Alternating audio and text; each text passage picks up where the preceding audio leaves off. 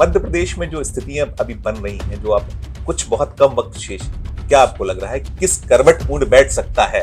वैसे कोई बहुत बड़ा अंतर आने वाला नहीं। कैलाश जोशी जैसे संत पुरुष का बेटे का चला जाना बीजेपी को संभाल नहीं पाई, ऐसा क्यों आप पाते हैं? कार्यकर्ता जो आ रहा है वो सब ऐसा आ रहा है कि वो चाहता है कि एकदम पार्षद, विधायक और सांसद बन जाए। राजस्थान में बीजेपी जीत रही है, जिसको ये कहा जाता है कि राजस्थान में इस बार रोटी नहीं पलट रही है। मैं वहां का जो ओपिनियन पोल है वो आपके पक्ष में, बीजेपी के पक्ष में। मेरा तो ये मत है कि चुनाव आयोग को ओपिनियन पोल पर टोटली चुनाव के पहले बंद कर देना चाहिए। खबरें संघ काम कर रहा है उतनी शिद्दत से पहले संघ तो उतनी शिद्दत है। हाँ, संघ में कमी थोड़ी सी मैं मानता हूँ, थोड़ा सा व्यापक हो गया है। पूरी कोशिश की जाएगी कि उन्हें राष्ट्रपति बनाया जाए, पर नरेंद्र मोदी शायद ही बने।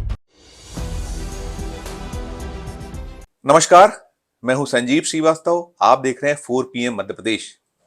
मध्य प्रदेश विधानसभा चुनाव के लिए वोटिंग में अब बहुत कम वक्त शेष है। सभी राजनीतिक दलों ने पूरी ताकत झोंक रखी है। प्रधानमंत्री नरेंद्र मोदी के ताबड़तोड़ दौरे मध्य प्रदेश में हो रहे हैं। राहुल, प्रियंका, मल्लिकार्जुन खड़गे, कांग्रेस भी कोई कोर और कसर नहीं छोड़ रही है। अन्य दल भी पूरी ताकत झोंके हुए हैं।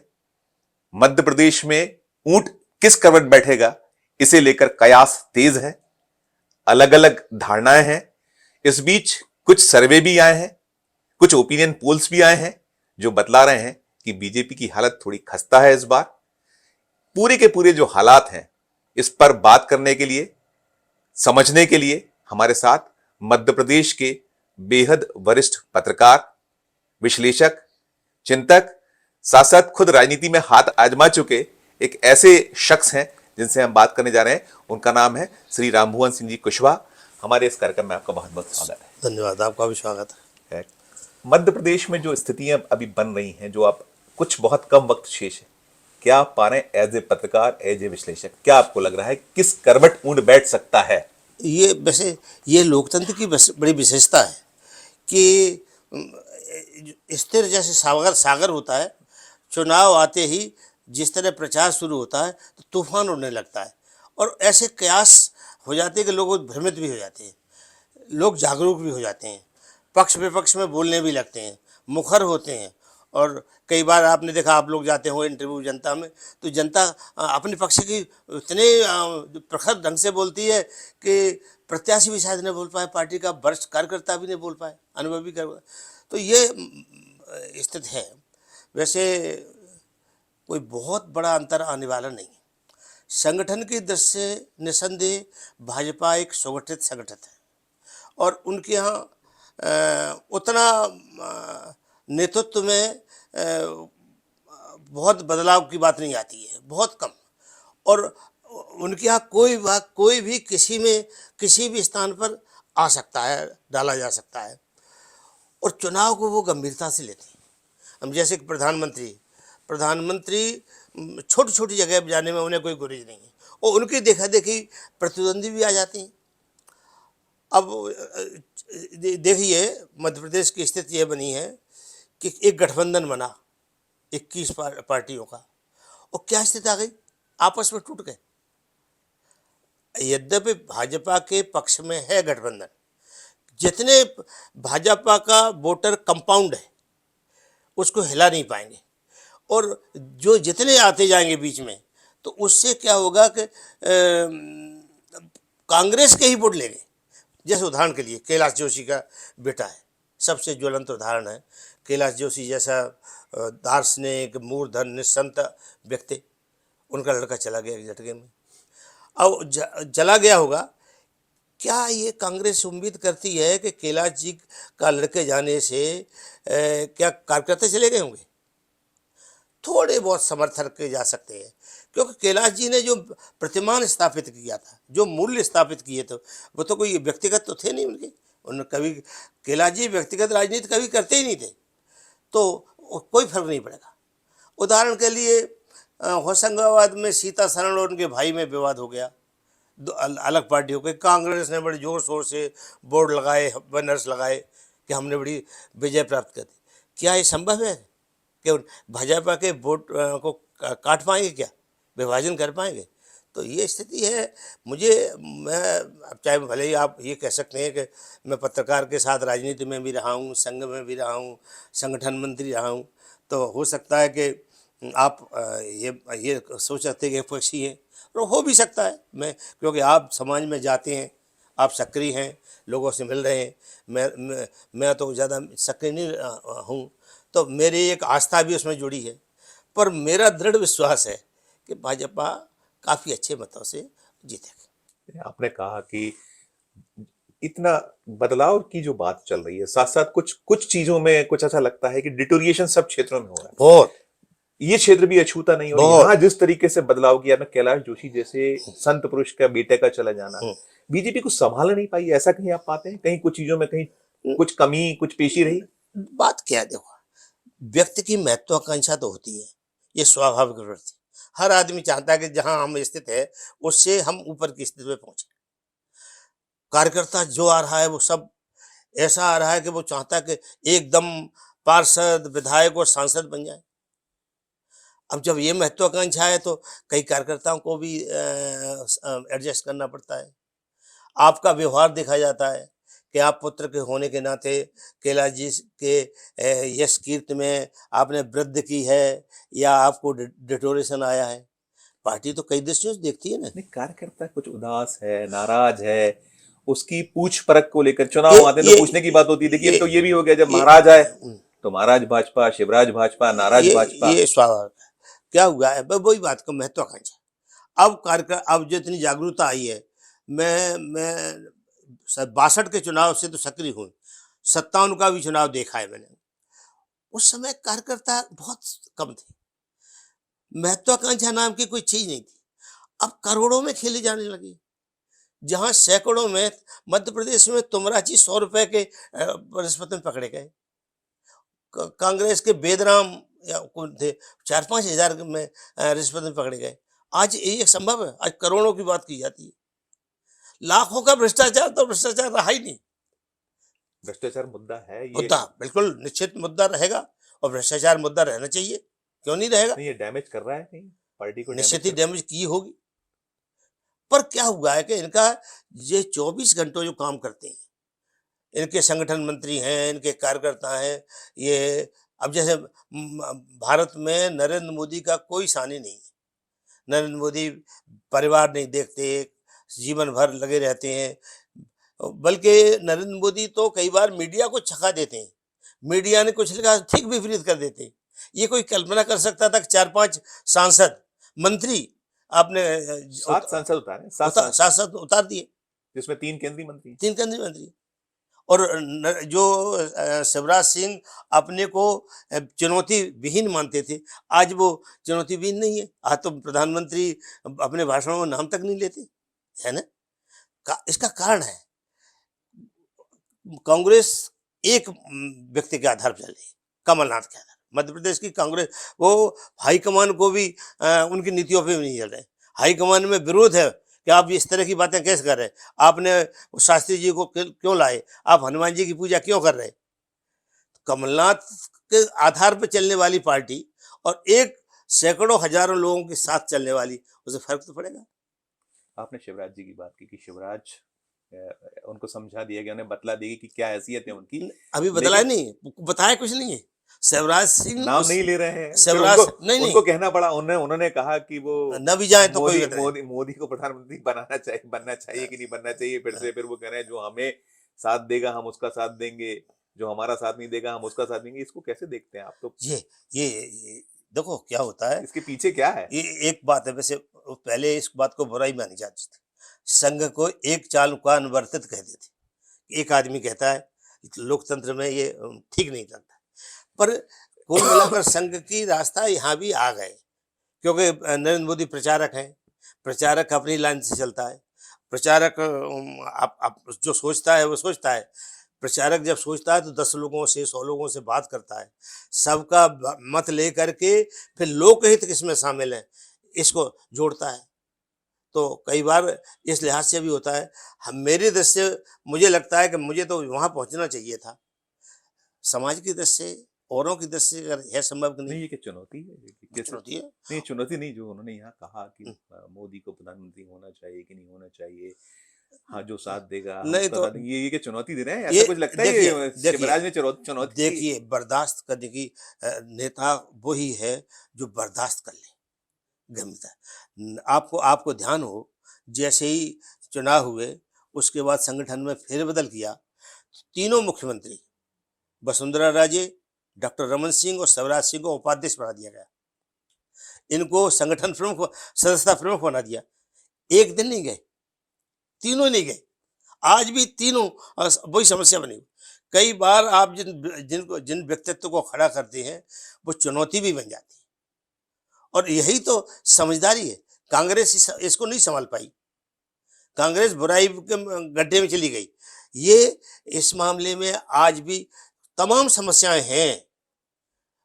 जब जब संगठन में चुनौती रहे, संगठन होता है, तब समस्याएं और ज्यादा होती। तब फिर छोटा कार्यकर्ता भी नरेंद्र मोदी के दम पर बड़ा से बड़ा पद पाना चाहता है कि नहीं? तो ये स्थिति है। नहीं, तो शिवराज जो यहाँ मध्य प्रदेश में पार्टी की लायबिलिटी है या पार्टी के लिए?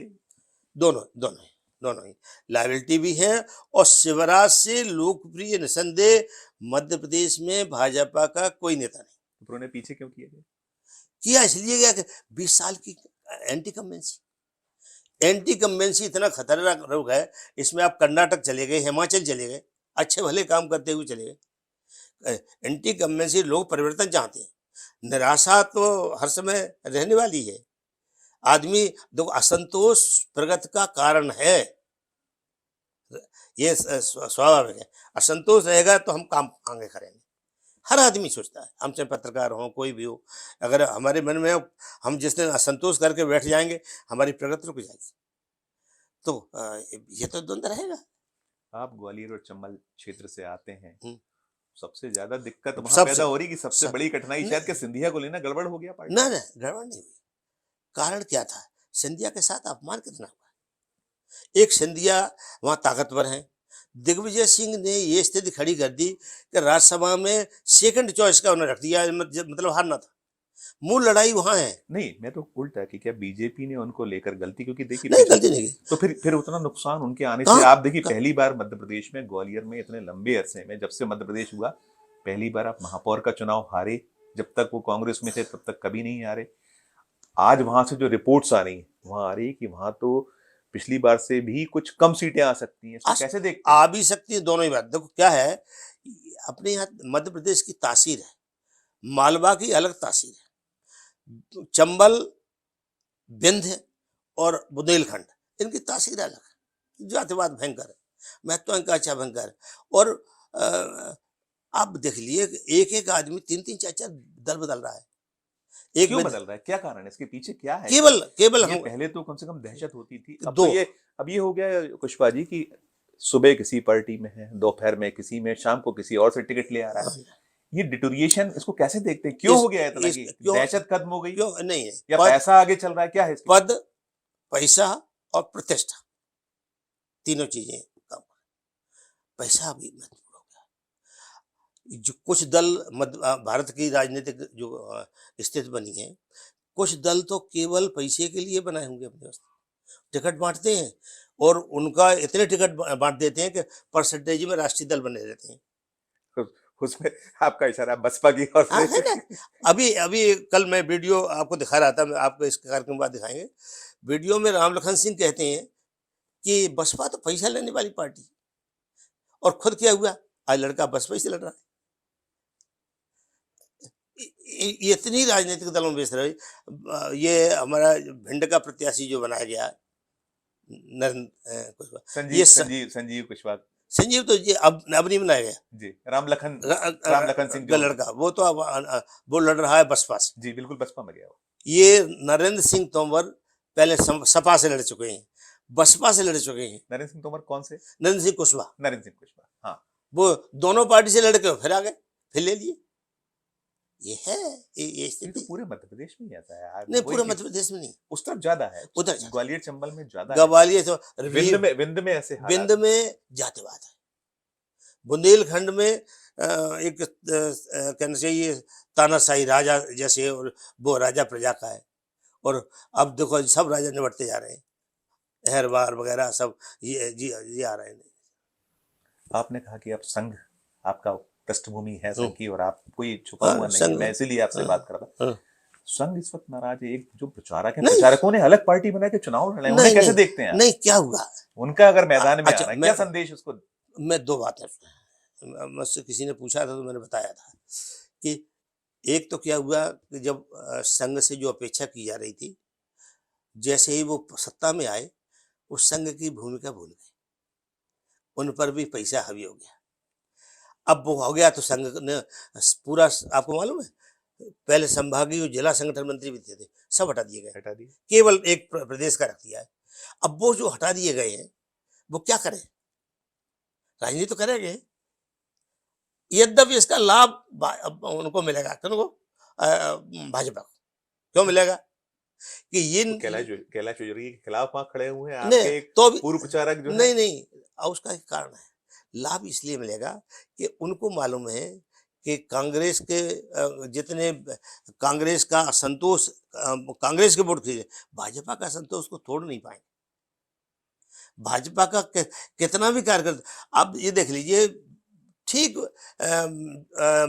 वन क्षेत्र में रह रहा है, जो जानता भी नहीं राजनीति, वो नरेंद्र मोदी का नाम ले रहा है। क्यों ले रहा है? कुछ तो इनकी तपस्या रही होगी, तो क्षेत्रों तक गए हैं वो। पूरा चुनाव तो नरेंद्र मोदी जी के चेहरे पे इस बार हो रहा है, मध्य प्रदेश का पूरा चुनाव उन्हीं पे। हाँ, छत्तीसगढ़ उन पे या ही। मिजोरम हाँ। या तेलंगाना, वहां उतना उन्होंने नहीं उस पे हुआ, लेकिन मध्य प्रदेश, नहीं, ये राजस्थान बड़े को बहुत फोकस्ड बड़े किया हुआ कि राज्य, ये दोनों। ये देखो नरेंद्र मोदी क्यों कर रहे हैं, उन्हें 24 का चुनाव देखना है। लोकसभा का चुनाव बड़ा महत्वपूर्ण होता है।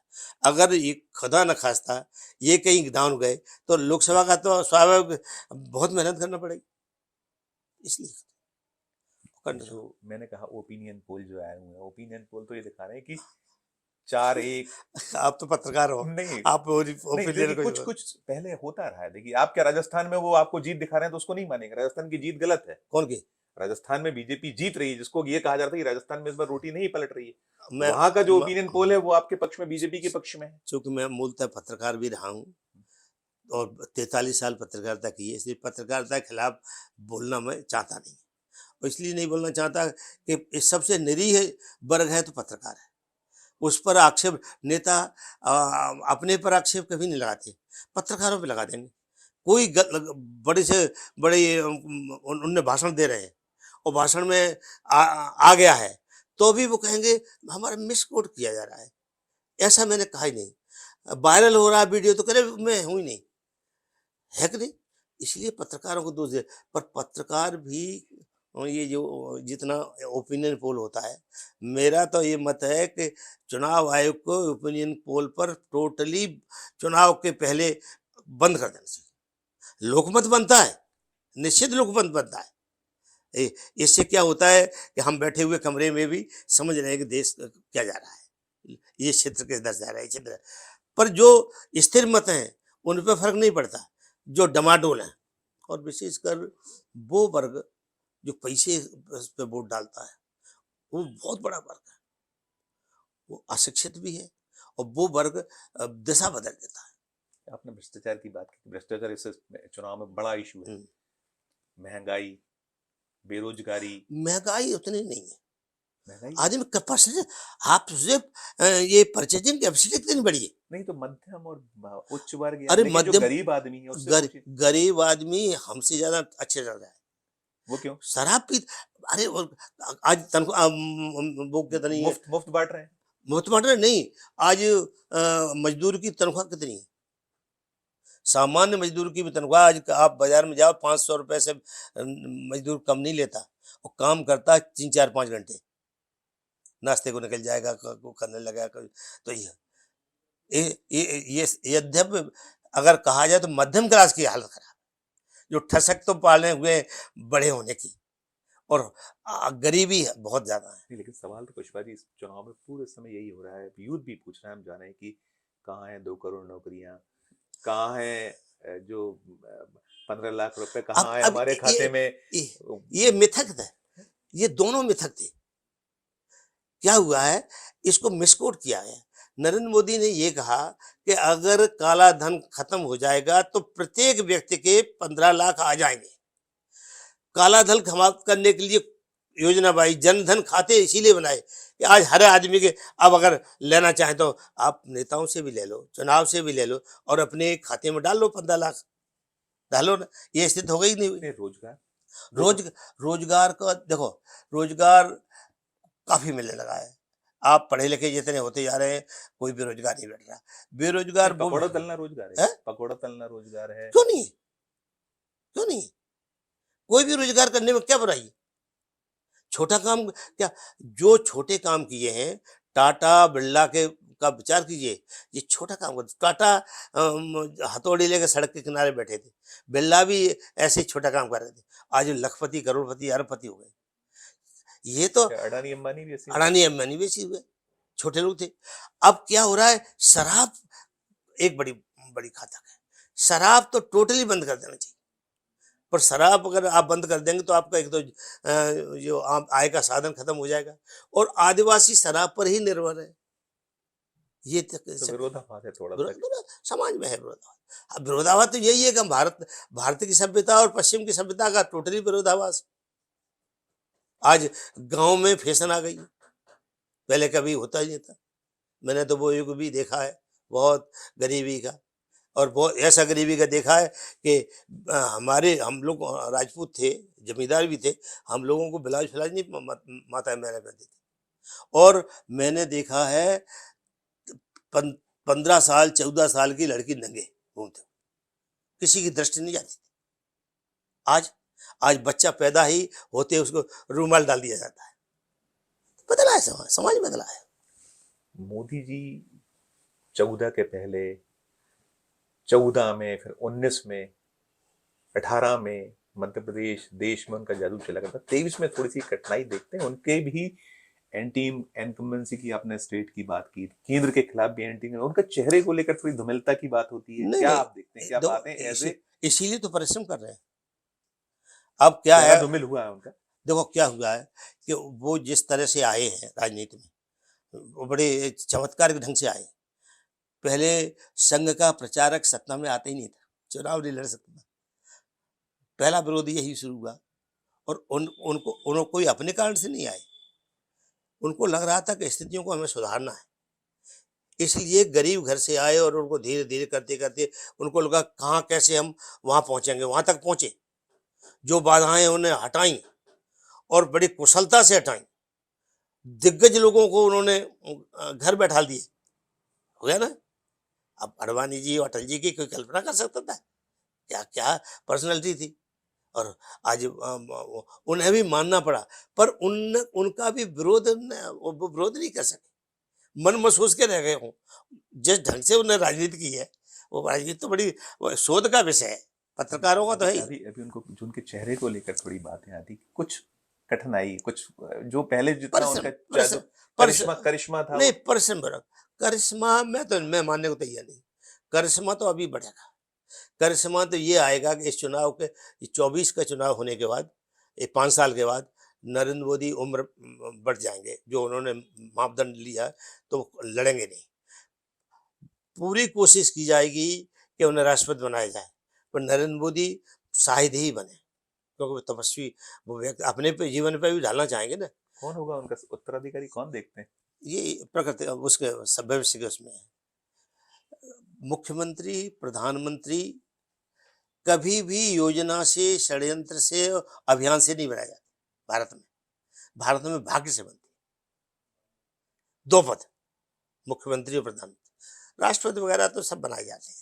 जैसे 5 राज्यों के चुनाव हम देख रहे हैं, इसमें नतीजे जिस तरीके से, मध्य प्रदेश में आवाज उठी है, कई लोगों ने बहुत सारी चीजें कही, आपने देखा है नहीं उठी हैं कई इस तरीके के संकेतों में, मीडिया से संकेतों में, अब मीडिया में आप बार कराना चाहते हैं, मीडिया बोलना चाहता है। नहीं मीडिया, आप अब जैसे यहाँ पूर्व सांसद आपकी पार्टी छोड़े, ठीक है, उसके अपने कुछ कहीं उसके अपने व्यक्तिगत इंटरेस्ट हैं, वो कह रहा है कि डिक्टेटर हैं। नहीं ऐसी बातें तो नहीं होती थी। आप कैडर बेस्ड पार्टी एक केस का अलग अध्ययन करेंगे, एक क्षेत्र का, तो ये जो होशंगाबाद के नर्मदापुरम का, ये परिवार बड़ा संपन्न परिवार है, प्रभावशाली है, जमीन भी है, सीएस इनके घर में रहे, डीआईजी रहे, सब लोग हैं। ये दूसरे परिवार में न जाने देने के लिए सब नाटक करते हैं। दूसरा कोई नहीं आ जाए, जीतेगा तो एक भाई क्या 23 भारी है, मतलब है। 2023 भारी है मोदी जी मुझे तो कठिनाई नहीं में? लगा। मुझे तो नहीं, नहीं लगा। 4-1 और नहीं क्या है, चुनाव आपको ये लगता है कि वो जगह छोटी छोटी जगह पे जा रहे हैं, ये उन्होंने रणनीति बनाई। वो किसी भी व्यक्ति को, यहाँ 4-4 मंत्री, बड़े मंत्री, रेलवे मंत्री, अपने क्या नाम उनका, भूपेंद्र यादव, भूपेंद्र यादव वगैरह, सबको यहाँ डाल दिया। उनके साथ झगड़े भी हुए, तो ऐसी स्थिति बनी कि गनमैन को पीटना पड़ा, जो आपके यहाँ झगड़े बीजेपी में कभी नहीं देखे हम लोगों ने इतने साल। झगड़े तो होंगे, लोग हैं, लोग हैं, महत्वाकांक्षा है, भीड़ है, मंच पे सब जाना चाहते हैं, चेहरा चमकाना। ये आपका कैमरा है, ये बड़ा विचित्र हो गया है, कैमरे के सामने आना चाहते हैं। अगर हम कैमरे के सामने नहीं आए तो हमने राजनीति काहे की? हमारा तो जीवन बेकार है, निरर्थक है। हमने इतने सालों तपस्या बेकार की। हमारा नाम आना चाहिए, हमें मंच में मिलना चाहिए। तो ये है, ये बड़े कार्यकर्ताओं में जब आना शुरू होता है तो छोटे पर भी शुरू हो जाता है। छोटा भक्तिभाव से आता है, पर उसको देखता है कि ये बड़े नेताजी इस तरह का व्यवहार कर रहे हैं, तो मैं क्यों नहीं करूं? अगर इसी से राजनीति होती है तो मैं कर रहा हूं, है ना? क्या खबर है, संघ काम कर रहा है उतनी शिद्दत से जैसे नहीं, पहले संघ कर? तो उतनी कद्दत है। हाँ, संघ में एक कमी थोड़ी सी मैं मानता हूँ। संघ के हमें बोलने का ऐसा कहा नहीं जाता परंपरा। वो संघ भी थोड़ा सा व्यापक हो गया है। संघ ने पहले संघ सीधा सीधा प्रचारक होता था, आज नहीं, अभी काम कर पा रहा है, इस समय काम कर रहा संघ है? तो करता है, संघ अपने ढंग से काम करता है। संघ का काम कभी दिखाई नहीं देगा, कभी बैठका नहीं करेगा। सूचनाएं तो आती है कि है? कहीं ना सूचनाएं तो आती है जैसे राजकीय। बैठकें चल रही हैं, अब बैठकें चल रही हैं तो अंदाज लगाया जा रहा है कि ये चुनाव प्रचार की बात चल रही है, ये चल रही है। ऐसा नहीं है। हाँ, एक भाजपा का व्यक्ति एक जाएगा संगठन मंत्री, तो वहाँ बैठक में नहीं बात आएगी, चाय पर बात पे आती होगी ना, निश्चित ही उनका भी तो उसी पे निर्भर है ना, तो इसलिए कोई ऐसा कोई। फाइनली अंतिम सवाल, क्या देख रहे हैं पूरी तस्वीर पांचों राज्यों की? क्या लगता है कुशवा जी को एज ए विश्लेषक, एज ए पत्रकार?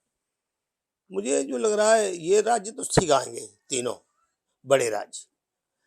छोटे राज्य में वो तेलंगाना भी ठीक रहेगा, क्योंकि तेलंगाना में जो ओबीसी हैं, ओबीसी कांग्रेस को काट रहे हैं वोट, और अगर अगर भावना वहाँ जागृत हो गई तो भाजपा जाएगी, क्योंकि तेलंगाना तो महाराष्ट्र का हिस्सा है। महाराष्ट्र में राष्ट्रवाद सबसे पहले आए थे। यद्यप शिवसेना दो विभाजन हो गए, इससे ज्यादा बड़ी बात क्या, अब वो भी कहना बेकार की बात है। तेलंगाना साउथ आंध्र का हिस्सा है। थोड़ा सा है, आंध्र तो मानते मराठी भाषा है उनकी। आपको ये बता दें, दक्षिण में धर्म ज्यादा है, या तो धर्म विरोधी ज्यादा है या धर्म ज्यादा है। हमारे उत्तर तो इस मामले में, धर्म के मामले में बहुत कमजोर है, या पाखंड बहुत ज्यादा है। वहाँ मंदिरों में जाइए, प्रत्येक व्यक्ति मंदिर सुबह शाम जाता है। मंदिर का आचरण आज भी बहुत अच्छा है। आप पैंट पहन के गुरुवार के मंदिर में नहीं जा सकते, ये आज भी बनाए हुए हैं। एक बात ये भी हो रही है पुष्पा जी की लोकतंत्र खतरे में है, बार बार मोदी जी को और लेकर ना, बात होती है कि लोकतंत्र, भारत का लोकतंत्र खतरे में होने का सवाल ही नहीं है।